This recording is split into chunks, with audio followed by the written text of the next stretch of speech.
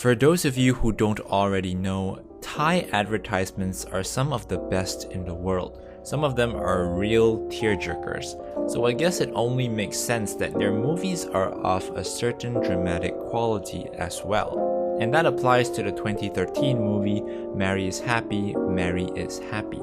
I know this seems like a weird title for a movie.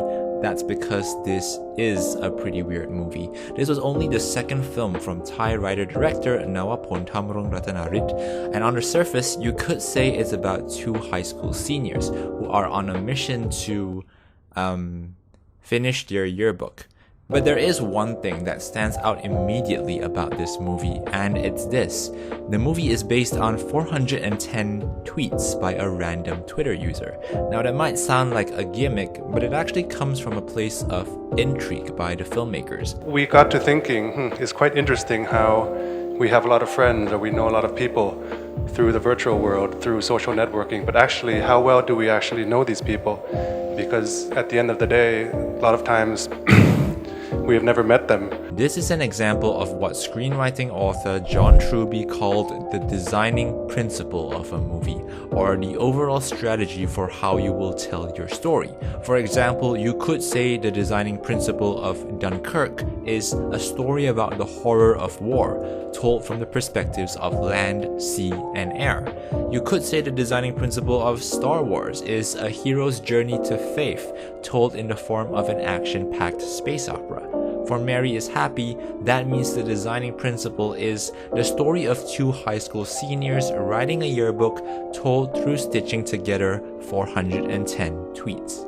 Now that itself is pretty cool and must have been incredibly challenging, but one of the things I liked about it is how it's used to convey superficiality and emptiness.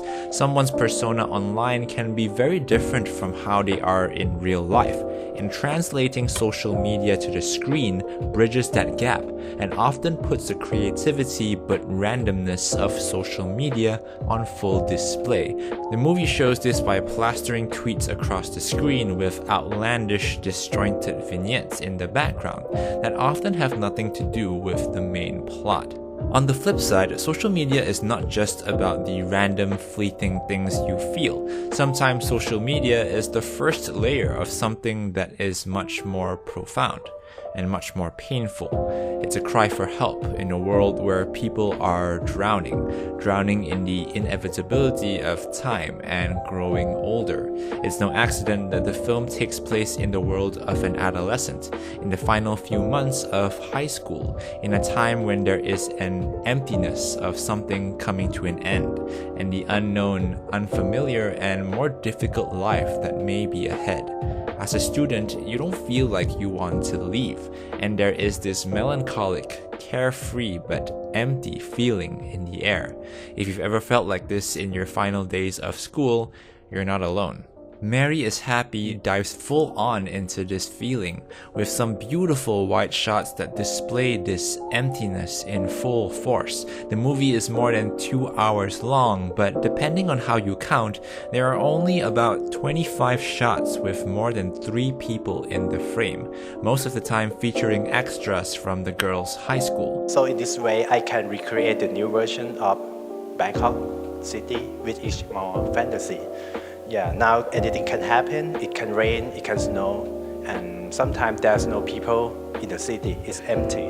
Most of the runtime is spent with only 1 or 2 of the girls, and while that obviously makes the film's budget more tolerable, it appropriately showcases the isolation and emptiness of the period before graduation, a sort of limbo world inside a teenager's mind. This is not to say that Mary is Happy is an empty movie where the characters are in limbo, but it's about a world which is empty and in limbo.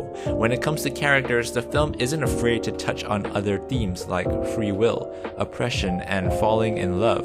But ultimately, what guides Mary through this empty world is friendship and memory. Let's face it, if you had happy memories of school, it's likely not because of the environment itself, but the friends you made in that environment, and the power of companionship it brought. Humans in general are social creatures, even though there are many invisible barriers that isolate us and make us feel empty and inadequate inside. That's why the movie helps us explore why we desire companionship, why we collect memories. Mary is Happy represents the synthesis between emptiness and our never-ending resistance against it. We're constantly fighting against the thought of an empty world, fighting to be loved, to be remembered, and to express ourselves. And in the 21st century, what do we do when we want to express ourselves?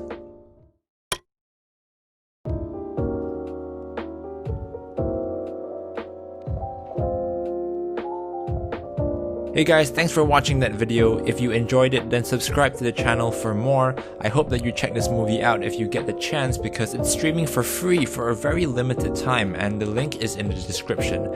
I'll be back with another video soon, so until next time, stay safe, maximum hype, and I'll see you soon.